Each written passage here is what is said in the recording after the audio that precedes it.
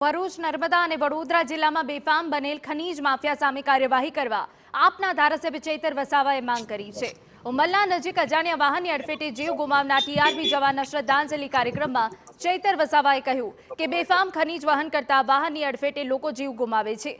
ચૈતર વસાવાએ તંત્રના 5 દિવસનું અલ્ટિમેટમ આપ્યું। જો 5 દિવસમાં ઓવરલોડ વાહનો સામે કાર્યવાહી નહીં કરવામાં આવે તો પદયાત્રા યોજીને વિરોધ પ્રદર્શન કરશે।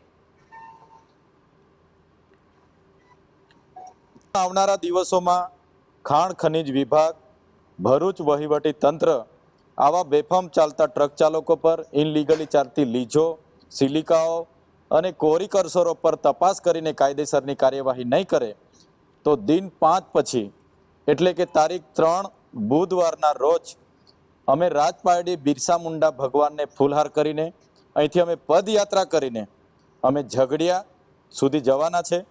અને પછી પણ કાર્યવાહી નહીં કરે તો અમે આવનારા દિવસોમાં ઝઘડિયાથી પદયાત્રા કરીને કલેક્ટર કચેરી ભરૂચ પણ જઈશું। ડાંગની ગ્રામ વિકાસ કચેરી